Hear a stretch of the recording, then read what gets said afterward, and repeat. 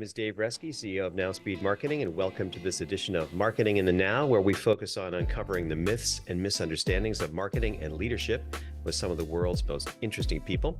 And my guest today is Riaz Kanani, CEO and founder of Radiate B2B, an intent data advertising platform for B2B marketers. Riaz, thank you very much for being on the show. Welcome. Thank you. It's lovely to be here. Yes. So, as I understand it, Radiate is a platform that enables account-based marketing by identifying companies' buying behavior early and then engaging them with advertising and in other ways. Did I get that correct? Is that what it's all about? Yeah, that's certainly what we do. Yeah. That's yeah, great. Spot on.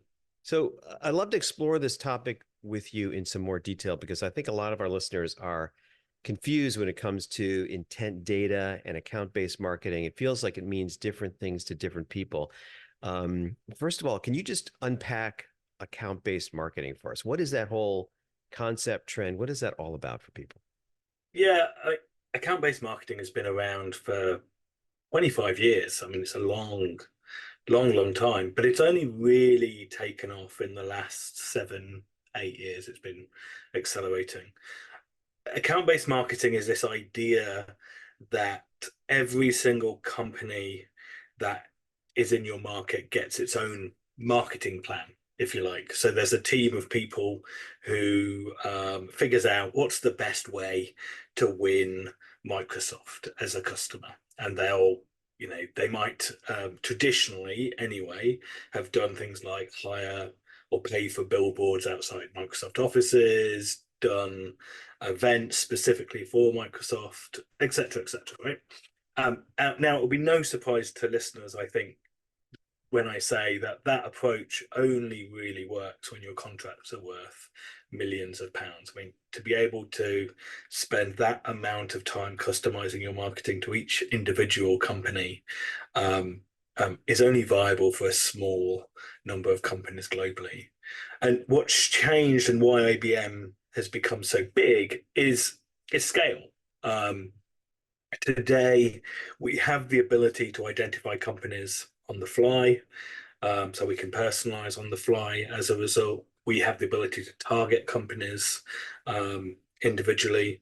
And so suddenly the cost of putting together a customized campaign, a customized program, is much lower. And also, therefore, the average contract value that you can apply this to is much lower. I mean, we talk about around about $15,000-$20,000 annually. If you've got an annual contract value of that, then you can apply certainly some of the techniques from account-based marketing. To just take it one step further without wanting to lose the audience in the sort of depth of account-based marketing, it's split into 3 areas. So it's split into the one-to-one, which is strategy, which is exactly what I just described, where you still think about an individual company and apply a marketing plan to it. A one-to-few strategy where you've got a cluster of companies that have got a specific need that overlap. So it could be in the insurance industry, it could be a regulatory change, and so you're targeting a group of insurance companies around that change. For example, it could be an industry as well. And then you've got the one-to-many strategy, whereby you are targeting a much larger number of companies, but still with specific needs that overlap. So again, you're able to put together a plan for that larger group. And to give you an idea, a one-to-few is probably up to around about 50 companies sort of size. There's no hard and fast rule, but around that. And one-to-many, we've seen go up to a couple of thousand. And that's probably at the top end. I mean, we saw the most of our clients will be working in the sort of 500 to 1,000 bracket for a one-to-many campaign. Interesting. So there's a lot to think about when it comes to ABM. Let's just unpack that a little bit. And I just want to ask you to go into thinking about ABM as a strategy. Why would companies, if you're targeting, you're in big ticket B2B sales, why would you ever not do an ABM strategy? Like what's it seems so obvious that we'd want to personalize our content and get it into the hands of the exact buyers who are going to be the people. Why not do that every time? I spend a lot of time in the email marketing world, and in some ways, there's a bit of overlap here. So I don't know if you've ever heard of the spray and pray technique in email marketing, which is this Sure. idea that you load up a list, your whole list, and you just fire it out with the same message to everybody. And the problem in email marketing for years was that would generate enough results to pay for the cost of the campaign and give you some return. And so for a lot of companies, they would look at it and go, well, it's working. Why do I need to go and spend more effort? And of course, if you did make that extra effort and you personalized, you would get 2, 3, 4x the returns by doing that. And it's the same with ABM. The challenge for years in the B2B world is that you could push out product-led messaging rather than benefit-led messaging. You didn't really have to think about your customer too much, and you could drive people to your website. They would download content from your website. They would attend your events, and you would get enough MQLs to drive the pipeline. And that was the case for years. But you've not for the last, I wouldn't say that was true for the last decade now, though.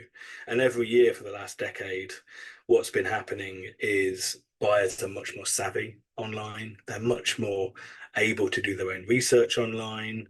They've grown up with the internet. And so no longer are they as reliant on the sales team to get all their content, their knowledge about an industry as before. So to give you an example, 15 years ago, 20 years ago, it was about 10% of the buying cycle that a sales team would start to get involved. So a very short time before the sales teams get involved. With the rise of the internet and content marketing and inbound marketing, it was about 40, 50% of the sales process. Today, you're looking at between 70 to 80% of the sales process having completed before they're picking up the phone and asking a vendor to pitch. And 80% of those companies have already got a shortlist in their mind. And the problem with that is you're now not able to drive people as easily to your website to convert and generate MQLs. You're having to go and influence outside of your website. And if you're doing that, if you're just giving generic messaging into the market, then there's a pretty big advantage to your competitors. So that's a huge change in the buying process that you're Yeah, describing. So moving yeah. from, where the salespeople are kind of in control, so where the buyer's in control and driving so much of the attention. Is ABM really more of a sales technique on It's steroids with marketing, or is it feels like it's straddling the line between sales and marketing, or maybe changing our definition of one or the other? How do you kind of think about it? Yeah, absolutely. One of the biggest pitfalls in any ABM strategy is not involving sales. Hmm. It's very much about sales and marketing working together. Um, um, different parts marketing may take the lead on, and other parts sales might take the lead on, depending on what stage it is in the funnel. The funnel is no longer the top of the funnel to the point at which it becomes an MQL. In an ABM program, the funnel is the entire process, and it can even be the upsell afterwards. And so, yes, you need that alignment. Everybody who comes to account-based marketing for the first time always struggles with the word marketing, and companies have tried to call it account-based everything, ABX, ABE. The reality is you need an owner of a strategy, and marketing is the owner, but you do need the sales team to be on board right the way through. Yeah, it's got to be. It's clear that it's got to be integrated. It's almost Yeah, like the salespeople know how to do this intuitively because that's what they do for a living, right? that's right. That's the nature of their job is account based sales, right? And they have to, and Yes. translating that into personal conversations at scale is what you can do with an ABM program. But let's shift gears a little bit because I think that ABM for certain types of companies, for certain types of markets, is clearly an excellent strategy. But how do you do it well? And that's where your company comes in and your technology comes in. How do you do it well with intent-based data? And what is intent-based data, and how does that play into an ABM program? Yeah, the challenge with an ABM program, there's a couple of challenges that alongside the sales and marketing alignment piece. The first one is that most companies can sit down and come up with a list of companies that are in their sweet spot that they want to go after. Now, one of the challenges is, of course, that at any one moment in time, around about 5% of the market is ready to buy. And in fact, we know from our own data that it's around about 20% over a quarter will come into the market and at least investigate. And so that's one challenge. So if you're going after a typical ABM program when you start out might be 50, 100, 500 companies, for example. And the challenge that you have is making sure, well, let me just rephrase that slightly. Companies will come to us initially and they'll say, well, we're going to do a campaign, a pilot campaign for 10 companies or 50 companies. Now, the problem with that smaller number of companies is the chances are they're not in market. And so you really have to have insight that tells you these companies are in market before you start to do anything. If you're going to go that small. And so we typically recommend that you go larger if you don't have that insight. Now, of course, over time, what happens is that your target market may be 5,000, 10,000 customers, whatever it happens to be. The problem is that if you want to keep figuring out which list of companies to go after, it becomes quite expensive to do the research, to do the analysis on each individual company. And so you have to stagger and layer your research. And one of the easiest ways to identify which companies you should spend time on is the ones that are starting to put their hand up. And that's why intent data has been taking off, is that if you go back to what I said earlier about companies spending more time away from your website, so away from the signals that you've been able to collect in the past about buying. So they're reading certain articles on the website around a particular topic. They've come to your website, but they've not converted, or they've attended an event, or they've gone to a review website and looked at content there. If you're able to pull all those signals in, you're able to say, well, these companies are showing more interest in my particular area than the average company, and so I should spend more time with them. And so that's the idea of intent data. And you know, there's lots of different signals. For one client of ours, we use hiring as a signal because it's a very good indicator for them that they should go in and talk to that company. Yeah, I think that makes a lot of sense. We've spent a lot of time with my agency in the world of search. And of course, in search, whether it's SEO or PPC, that's a clear intent signal. I'm searching for something, therefore I'm looking for that. And so one of the biggest. Right, exactly. But in the ABM world, it sounds like a problem, a challenge is that you think you're smart enough to know exactly who your buyers are. I've got a list of these 100 companies I'm going to go after, when there may be thousands that could buy from you, but I believe that these 100 are the ones that I want to sell to. But you're saying you could be wrong because they're not in market right now, right? And they just might not be the right time. So you're looking for these intense signals.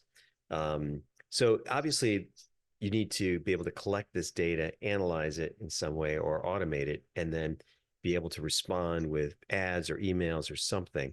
Tell me about how that works. Is that a privacy concern? Is it all public data? How do you get this data, and how does it really work for campaigns?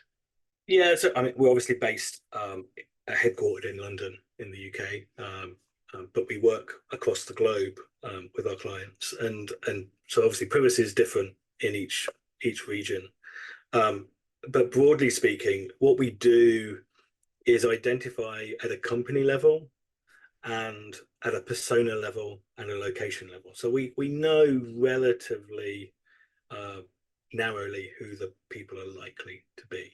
There are exceptions. There's so in the very early days of Radiate, we had a prospect we talked to who was an events company, and they sold financial training, sales training, and of course that means that when we see somebody in a particular location from a company, we have no idea which person it could be. It could be anybody in that company because they could talk to anybody there. So for that particular company, it didn't work. But for all, for the majority of companies selling to enterprise, If you know who your persona is, it might be the marketing director or the HR director, whoever it happens to be. We can identify the persona, and therefore down to 3 or 4 people who the person to approach is. And of course, once you've got that, then our clients are doing a variety of things. So one is advertising, so automating triggered advertising into a company based on the topic that they are researching. And that could be across LinkedIn, if that's the right place to be, or it could be across the display networks. And that campaign basically automatically updates all the time. So all you have to worry about is, well, is the content relevant to that audience at this moment in time? The rest is all done for you. But of course, not just that, and that works for the very top of the funnel. But depending on the hiring signal, or sorry, not the hiring signal, the signal, it might mean that they are middle of the funnel or might be end of the funnel. So if it's a search result, that would suggest they're much further down the buying cycle. If it was on a community review website, that suggests they're very close to shortlisting. We typically think that you have anything between 48 hours and a couple of weeks from a visit to a community review website for shortlisting to happen. So you don't have much time if you're using that as a source for intent. And so in that case, social media outreach, email outreach can work very, very well. And so that's how you put together the sort of industry term in the ABM world is the playbook. And so depending on the triggers, depending on the behavior, it triggers different campaigns and different channels accordingly. So you're putting together a playbook based on the data that you're seeing. And Yeah. it seems like that has to be pretty complex and sophisticated to get to a level of personalization that you can do. Because I could imagine that you have the ability to perhaps personalize by industry or by geography. There's companies in the UK or the US, Yeah. and you can personalize these campaigns. Do most companies think about complex creative and offers and their campaign strategy, or do they think more about, I've got one offer and one campaign, and my goal is really just to target the right people at the right time? Because I Yeah. imagine Yeah. you could think about, you could drive yourself crazy saying, I'll create 100 different campaigns because I've got 100 different companies in my, because I want to achieve that maximum personalization of one to one. Does anybody do that, or do they think more like one campaign and just target the right people? So ABM programs can definitely get more sophisticated over time. There's no and we never recommend to our clients that they should um, go gangbusters and create tons of campaigns from day one, because you're much better off starting small and picking where the lowest hanging fruit is to start with. Often that is net new, so driving companies that you don't know into the start of a nurturing program. I talked about how expensive research can be within the ABM world. And and so one of the most important things to do is to understand, well, okay, what has to happen for me to trigger research, and what does research mean?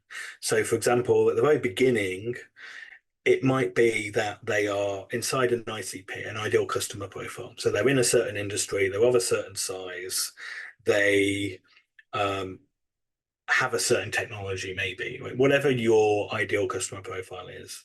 That's a good starting block. And then you filter that list using intent data so that you are focused on um, putting your spend into the right companies.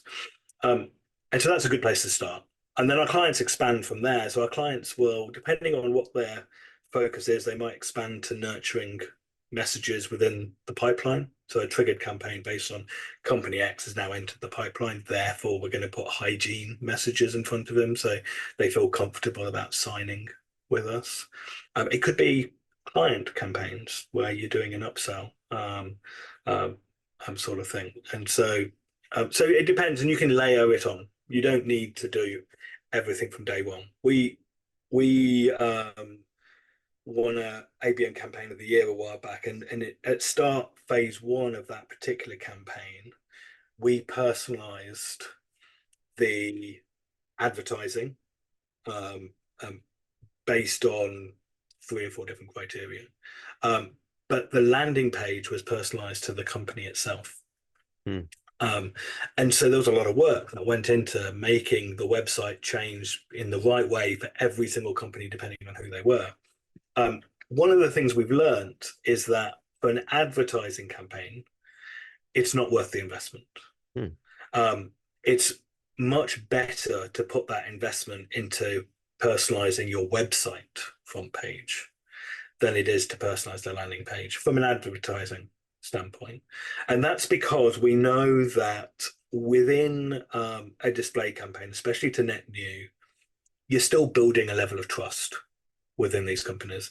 And the market's changed, the buyer's changed. They're much less likely to convert at this stage one of a program.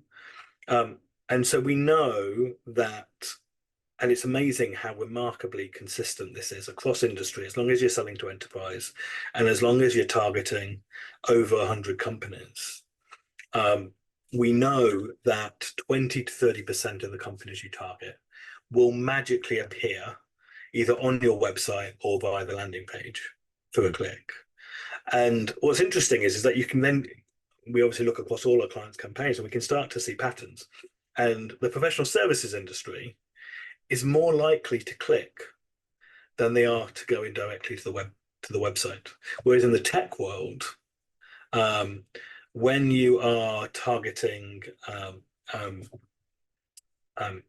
companies, they are less likely to click. And it could be 60, 40, 70, 30 in favor coming in directly to the website. And of course, one of the questions that falls out of that is attribution. And okay, so how likely, are those visits to have happened anyway? And so we run control groups for some of our clients. And we know that when a company has seen advertising that's through an ABM program, they're 2 to 3x more likely to visit the website Hmm.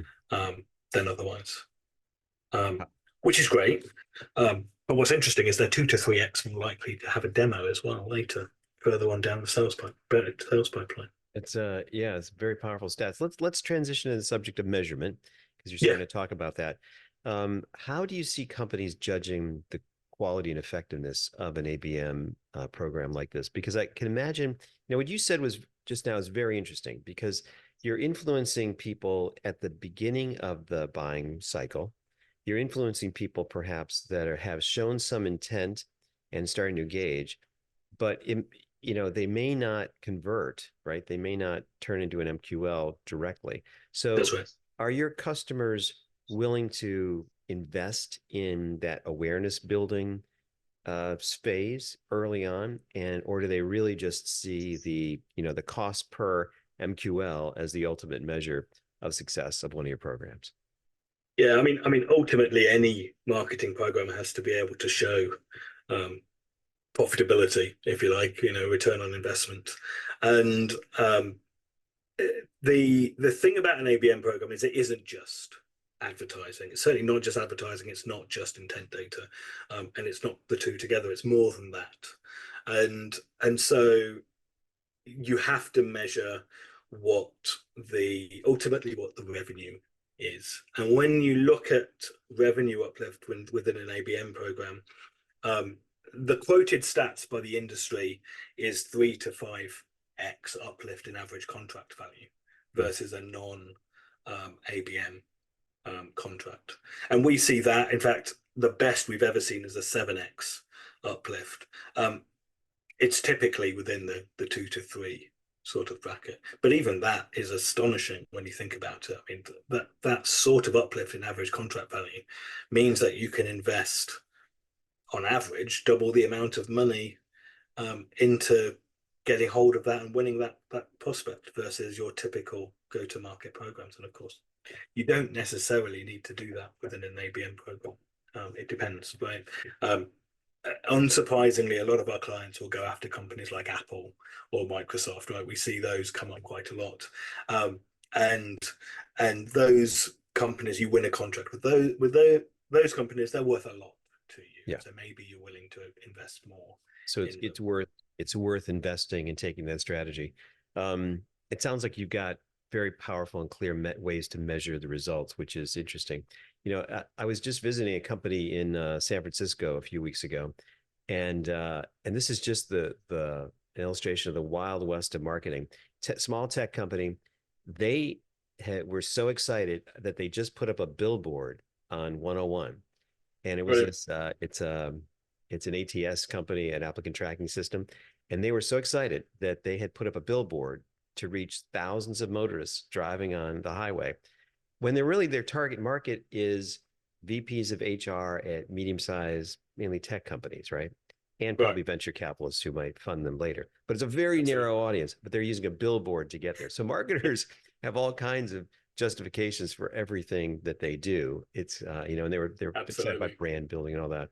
But I'm intrigued that your customers are really taking a very targeted, smart, effective, measured approach to their marketing strategies that is clearly working for them. So, and your technology is really enabling all that. So Yeah. that's powerful. So Thank you. Yes, absolutely. I mean, I think today what we're seeing is the need for that level of personalization. There's an expectation in the market now from the buyer that you understand them much more than perhaps you needed to before.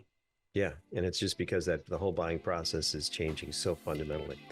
Yeah. Well, this has been a great conversation. Thank you very much for taking the time. If people want to reach out to you and learn more about your company and technology, potentially work with you, how would they do that? There's obviously the website radiate-b2b.com, but if you want to reach out to me personally, LinkedIn is by far the best route. So just do a search for Riaz Kanani. Great. Thanks again for taking the time today. Thank you. No, lovely to have the chat.